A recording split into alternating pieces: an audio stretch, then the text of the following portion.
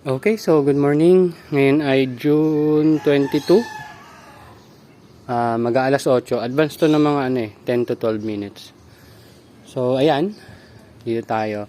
Yung mga tanim na yan yung seedling or tinanim natin nung June 6. Hindi ko pala nalalagyan ng details. Dito ko nilalagay yung details eh. Luma pa yung nandito, yung 5/12 pa yata, yung May 12. Yung batch na to. Ito naman, itong batch na to, mapansin nyo, halos ubos na. Ayan o. So, kailangan ko na maglinis soon, siguro mamaya. So, ito, i-harvest ko na to ngayon para wala ng tanim dito. Kasi tulad ng sinasabi ko sa inyo, yung mga insektong nandyan, posibleng lumipat dito. Yun nga yung inaalala ko. Well, anyway, yan muna yung setup natin sa ngayon. Titingnan natin kung ano mangyayari. Kasi, weekly na tayo nagtatanim, so kailangan ko na ng mas maraming space. So, yung dating 12 boxes, hinati natin sa tig 6. So, dalawang batch yung nandito sa loob ng mini net house natin. So, ito yung first batch niya, tapos ito yung kasunod naman. So, kung kaya kong ma-harvest ng mas maaga, mas maganda, para hindi sila magpang-abot. Kaso, palagi ko magpapang-abot talaga eh. Pero ang target natin, at least 75 heads per week. So, 75 weekly. So, pumapatak yun ng 300 heads per week. So, ngayon, pabugso-bugso pa rin yung ulan. Kaya mapansin mo, basa pa rin. Gusto ko sanang linisin kasi naglulumot na, oh. Mapansin nyo. Yan. So, isa yan sa mga nakikita kong possible challenges dito in the long run. Pero, tignan natin kung ano magagawa natin. Or anong best way na pwede kong gawin. Si-share ko naman sa inyo. So, ito, yung container na yan yung mga tinanggal kong may mga fungus na malala. Yan. So, mga halos 5 leaf or 5 dahon yung tinatanggal ko. Maliban pa dun sa mga natuyo. Ayan o, yung mga natuyo na. So, medyo mahirap din yung pag panahon ng maulan. Although, kung wala kayong problema sa airflow, yan, yung mga na-stock na tubig, palagay ko magiging maganda talaga yung harvest nyo this time of the month. Ito kasi, ang problema ko dito, naanggihan, kumbaga nababasa siya ng ulan. Then medyo na-stock yung tubig dyan sa ibabaw, kaya kakaroon ng fungus. So yun, high humidity, yun talaga yung problema.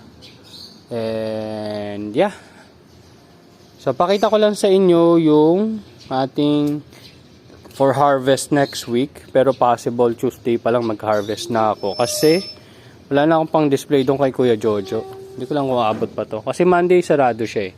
So, ang display ko lang talaga doon ay Tuesday to Sunday. Tapos Sunday yung usual yung collection ko ng payment. Ganun na lang ginagawa ko para hindi na ako masyado mag-isip. So, umuulan naman, so hindi ko pinaproblema yung pagdidilig dito. Tapos, ito naman, mga palay yung mas maraming tumubo. Pero tingnan natin kung ano mangyari dyan. Ano yan? Onion bunching. Yan.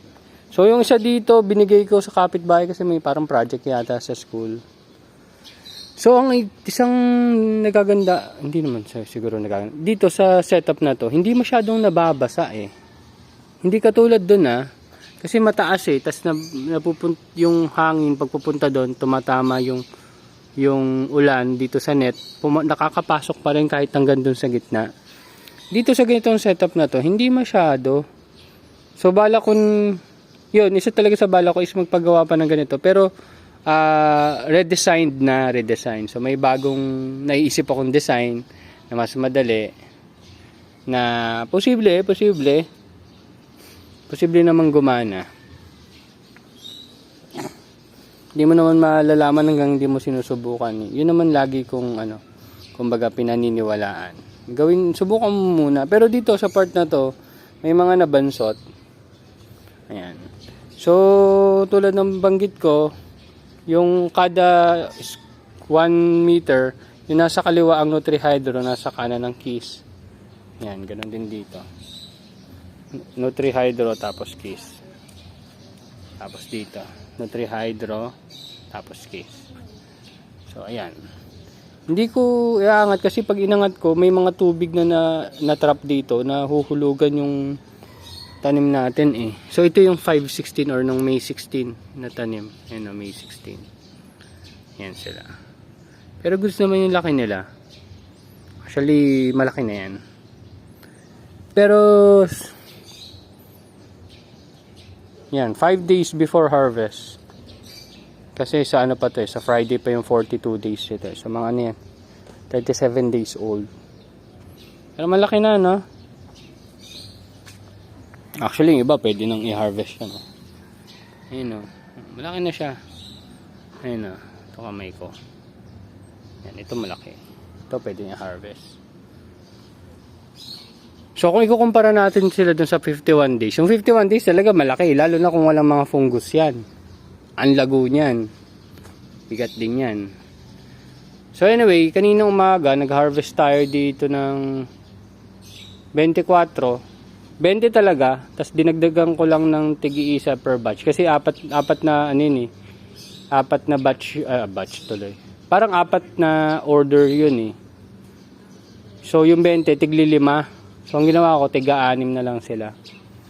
Parang nag +1 tayo. So ayan. Tapos ito natitira na to, pang display ko na lang to doon kay Kuya Jojo. Hindi ko sure kung mauubos pa ngayon. Pero kahapon, Sabado, nakabenta siya ng total ng 11 pieces. So madami yon. Pero inaasahan ko na talaga Sabado, Linggo, medyo mataas ang sales. Pero nag-average na kasi siya ng 8 something, 8 point something or 9, mga ganyan. Almost 9 nung last week namin. Makikita nyo rin yun, nilalag ko rin yung sa notebook ko.